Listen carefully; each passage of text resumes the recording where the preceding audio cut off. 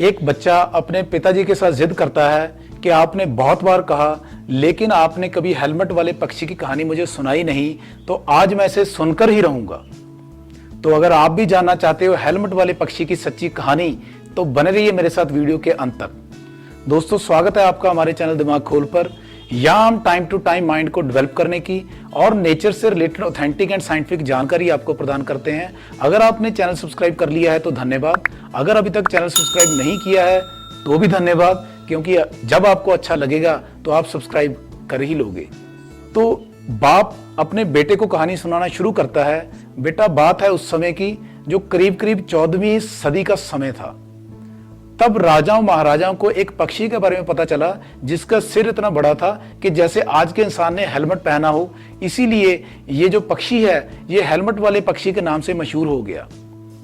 तो जैसे तुम्हें पता ही है कि जो इंसान है इसमें जो लालच है वो काफी ज्यादा मात्रा में होती है।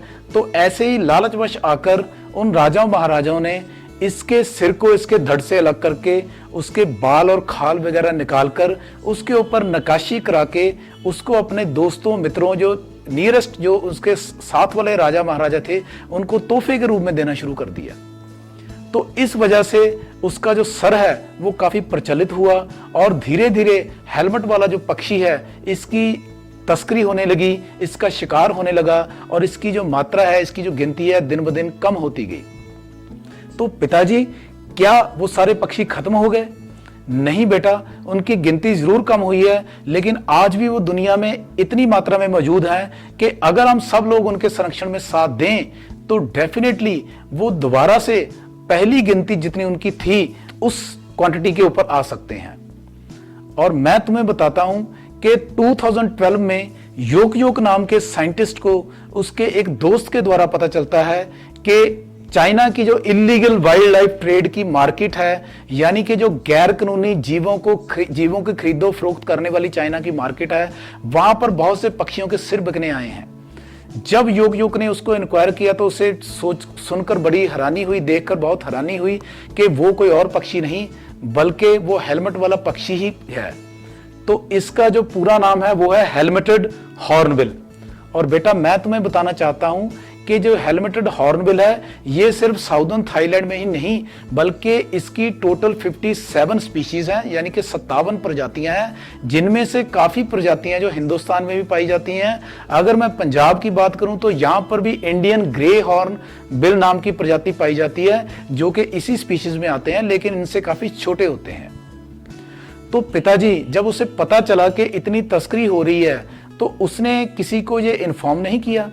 बेटा, क्यों नहीं किया? उसने गवर्नमेंट को इन्फॉर्म किया, उसमें गवर्नमेंट को, नॉन गवर्नमेंट एजेंसीज को, एनजीओज को इन्फॉर्म किया, बड़ी बड़ी जो पक्षियों के संरक्षण में काम करती हैं सोसाइटीज उनको इन्फॉर्म किया। धीरे धीरे इनके बारे में अवेयरनेस, जागरूकता बढ़ती गई, लेकिन जो रिजल्ट आने चाहिए थे कि इसकी तस्करी कम हो, इनकी जो मात्रा गिर रही है, गिनती गिर रही है वो कम हो, वो उतने नहीं आए। तो फिर उन्होंने ग्राउंड लेवल पर जाकर जमीनी हकीकत के ऊपर काम करना शुरू किया और धीरे धीरे योक पहुंच गए साउदर्न थाईलैंड। वहां उन्हें एक बहुत महानुभाव जो रिसर्चर मिले बेटा, जिनका नाम है पिल्ले पूंसवाड़।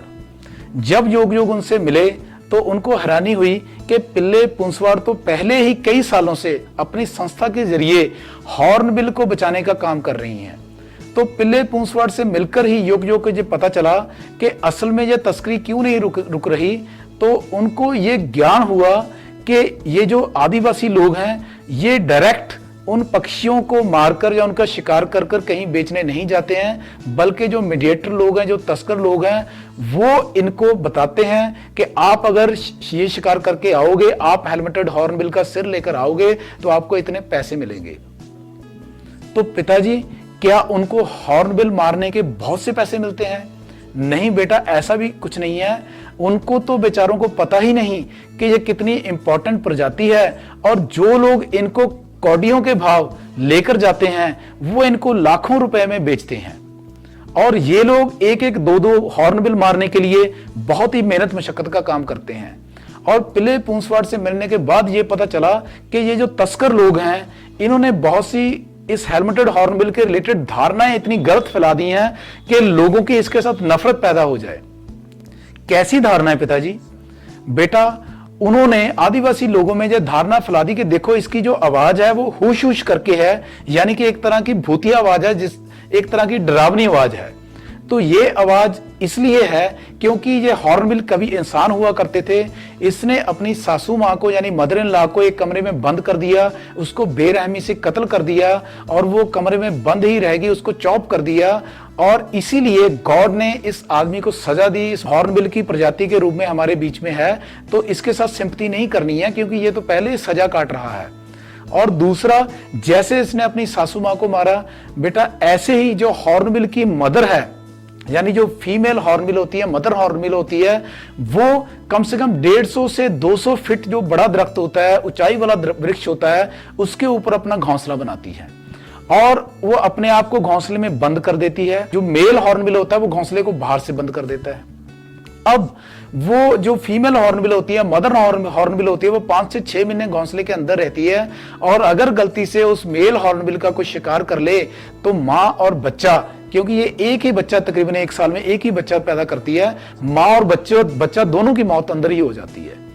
और क्योंकि ऐसी धारणाएं फैलाई गई हैं, गलत कहानियां फैलाई गई हैं, इसलिए उनके साथ लोगों का कनेक्ट नहीं बन पाता। लेकिन पिल्ले पूंसवाड़ ने ऐसा अच्छा काम किया कि उसने लोगों को धीरे धीरे बताना शुरू किया, लोगों के साथ कनेक्ट करना शुरू किया, लोगों की भावनाओं को समझना शुरू किया और धीरे धीरे इन कहानियों को उसने गलत साबित कर दिया और उनको बताया कि तुम्हें तो जो भी मिलता है उसका तो आप सिर्फ एक दिन में खा पी सकते हो, लेकिन ये लोग लाखों में इसको बेचते हैं। लेकिन जब ये इतनी बेहतरीन और सुंदर प्रजाति नहीं रहेगी तब आप इन प्रजातियों को कहां से लाएंगे? कितने जंगल इससे उजड़ जाएंगे, कितने जंगल नहीं रहेंगे, तो तुम्हारे जो बच्चे हैं वो कैसे अपना गुजारा कर पाएंगे? तो धीरे धीरे पिल्ले पूंसवाड़ के साथ बहुत से आदिवासी लोग जुड़ गए और जो आदिवासी लोग उनका शिकार करते थे हेलमेटेड हॉर्नबिल का, वही आदिवासी लोग इस हेलमेट वाले पक्षी के संरक्षण में काम आने लगे। वो पिल्ले पूंसवाड़ के साथ मिलकर काम करने लगे, इनके घोंसलों की देखरेख करने लगे। और पिताजी मुझे ये बताइए, तस्करों ने वापस उन आदिवासियों के साथ अपना तालमेल नहीं रखा? क्यों नहीं रखा बेटा? उनका तो लाखों का कारोबार बंद हो गया। लेकिन जब अब वो तस्कर आदिवासी लोगों के पास जाते हैं, उनसे पूछते हैं, तो आदिवासी लोग आराम से कह देते हैं कि अब तो यहाँ हॉर्नबिल रहे नहीं, अब उन्होंने अपनी जगह चेंज कर ली है। हम तो बहुत माथापोची करते हैं लेकिन कहीं कुछ मिलता नहीं है। अब क्योंकि ग्राउंड लेवल पर तो वो जो पोचर्स हैं, वो जो तस्कर हैं, वो कहीं पहुंचते नहीं हैं, तो आदिवासियों ने उनको बिल्कुल दूसरी तरीके से हॉर्नबिल की जो पिक्चर दिखाई, जिस वजह से वो तस्करी धीरे धीरे कम हो रही है। और बेटा पिल्ले पूंसवाड़ जैसे लोगों की वजह से, योग नामक जो साइंटिस्ट हैं उन लोगों की वजह से और बहुत अच्छी जो संस्थाएं हैं उनकी वजह से आज बहुत से हॉर्नबिल बच पा रहे हैं। बहुत से हॉर्नबिल के परिवार आज उन बस्तियों में, साउदर्न थाईलैंड के कुछ जंगलों में बिल्कुल सुरक्षित हैं। पिताजी आपको क्या लगता है कि अब वो हेलमेट वाले पक्षी बहुत ज्यादा गिनती में बच पाएंगे? बेटा जब तक पिल्ले पूंसवाड़, योग जैसे लोग, जहां अच्छी संस्थाएं काम करती रहेंगी, हम और आप लोगों को ऐसे प्रेरित करते रहेंगे ताकि लोग अपने इर्द गिर्द पक्षियों का, जानवरों का भी ध्यान रखें। अगर कोई उनके साथ कुछ गलत हो रहा है तो इसकी इंफॉर्मेशन जो है वो department of forest and wild life preservation को दे, तो डेफिनेटली हम ऐसी बहुत सी प्रजातियां बचा सकते हैं अपनी आने वाली पीढ़ियों के लिए। दोस्तों उम्मीद करता हूं आपको ये कहानी जो सितंबर 2018 के नेशनल ज्योग्राफिक मैगजीन में with the collaboration of Cornell lab of ornithology की रिसर्च के द्वारा छपी थी, पसंद आई होगी। अगर कहानी अच्छी लगी हो तो इसको आप लाइक कर सकते हैं, कमेंट कर सकते हैं और लोगों को अवेयर करने के लिए आप शेयर भी कर सकते हैं। ऐसे ही इंपॉर्टेंट टॉपिक के साथ एक बार फिर मिलेंगे। धन्यवाद।